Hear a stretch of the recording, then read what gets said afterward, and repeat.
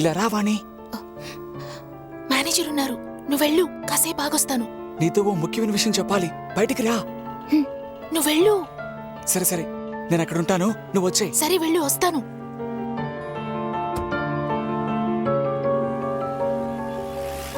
ఓ cigarette ఇవ్వండి. నా మామూలు ఐటమ్ ఇవ్వనా? మజ్జిగ కాదు, సిగరెట్. మ్యాచెస్ ఎదుగోండి. థ్యాంక్స్. పర్లేదు. సార్, ఈ కారు పేరేంటి? బెంజ్. ఏంటిది బెన్స్ జెన్స్ అని? ఇంకేదైనా మంచి పేరు పెడితే బాగుండేది. ఎంత ఉంటుంది? 78 lakhs. దీనికి నెక్స్ట్ మోడల్ వచ్చిందా? పని చూసుకోవయ్యా. మేము కొంటామండి. అప్పుడు నిన్నే డ్రైవర్గా పెట్టుకుంటాను. ఏ తమ్ముడు, ఆ? ప్యాంట్ వెనక చినిగింది చూసుకో.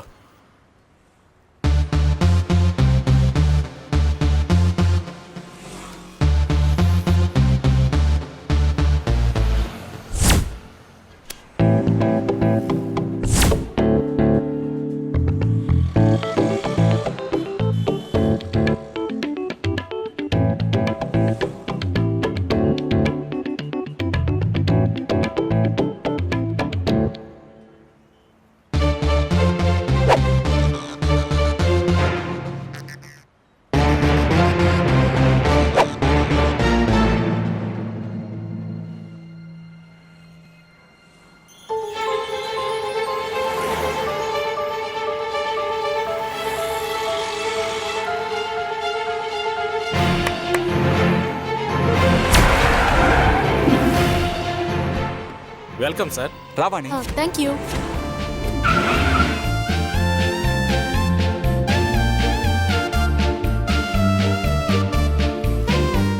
వేగంగా వెళ్ళు, ఇంకా వేగంగా వెళ్ళు, వేగంగా వెళ్ళు, వేగంగా వెళ్ళు, వెళ్ళు, వేగంగా వెళ్ళు, ఇంకా వేగంగా వెళ్ళు.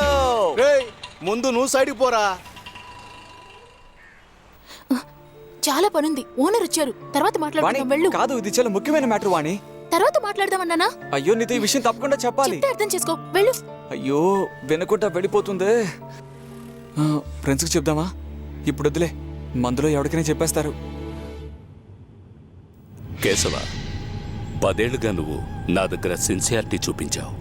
ఎంతో నమ్మకస్తుడవైన నువ్వు 1 అవర్ ముందు నా దగ్గర 10 కోట్ల రూపాయలు కొట్టేశావు. ఆ డబ్బును పూర్తిగా లెక్కెట్టేలోగా నా దగ్గర లాక్ అయిపోయావు. అంత ధైర్యంగా నన్నే మోసం చేశావంటే తప్పకుండా రీజన్ ఉంటుంది. మా అమ్మాయిని అబ్బాయిని అమెరికాలో సెటిల్ చేయాలని ఆశపడ్డాను, అందుకే ఈ తప్పు చేశాను. ఈ ఒక్కసారి క్షమించి వదిలేండి సార్.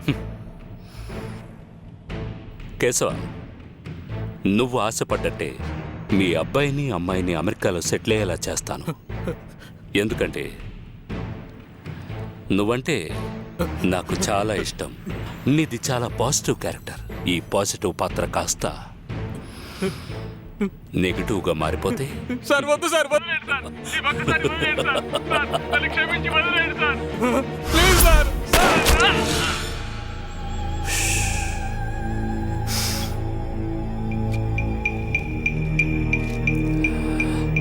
కృపా, నువ్వు ఏదో ముఖ్యమైన మ్యాటర్ మాట్లాడాలన్నావు. డబ్బును సేఫ్టీగానే దాచిపెట్టాను, అనుకోకుండా మిస్ అయిపోయింది. ఎతుకుతున్నాం, కొంచెం టైం ఇచ్చారంటే ఎలాగైనా కనిపెట్టి మీ డబ్బు మీకు అప్పచెప్తాను సార్. పెద్ద నోట్లు రద్దవుతాయని నాకు ఇన్ఫర్మేషన్ వచ్చింది. ఈ బ్లాక్ మనీ మొత్తాన్ని బయటగా మార్చాలి కాబట్టి 1 వీక్లో తీసుకొచ్చాయి. డ్రైవర్,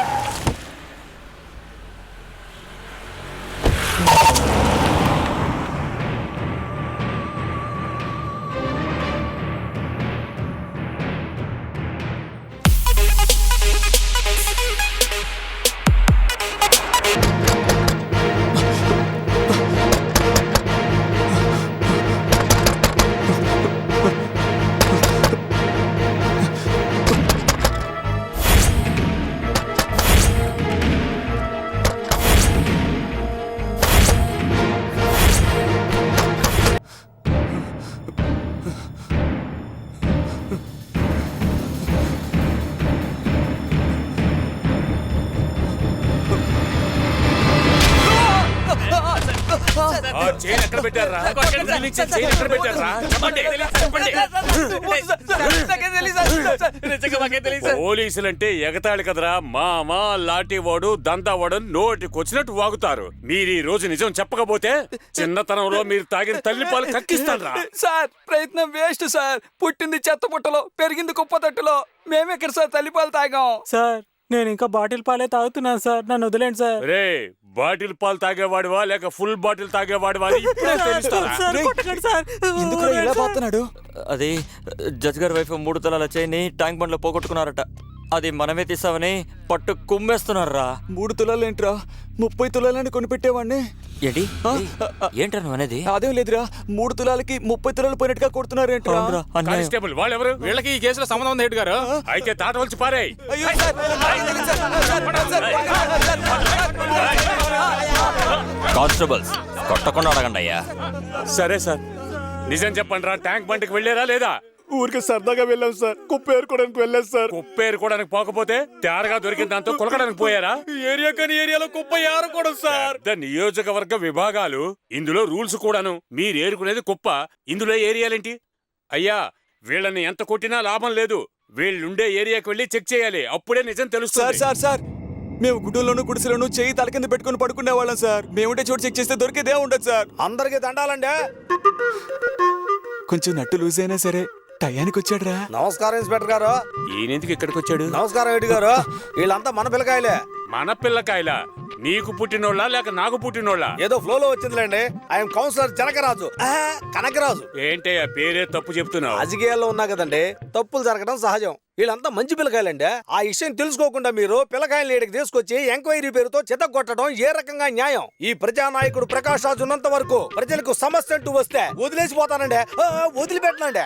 ఏంటయ్యా అప్పుడు కనకరాజు అన్నావు, ఇప్పుడు ప్రకాష్ రాజు అంటున్నావు? పేరు ఏదైతే ఏంటంటే, ఏది ఏడైతే అడగాలో ఆడే కదా అడగాలి. ఆ? ఆటో కనిపించకపోతే ఆటో స్టాండ్ లో కదా వెతకాలి. ఆటో స్టాండ్ లోనా? మరి ఆటో స్టాండ్ వాడు కాకపోతే బయట వచ్చి తీసుకుపోతాడా?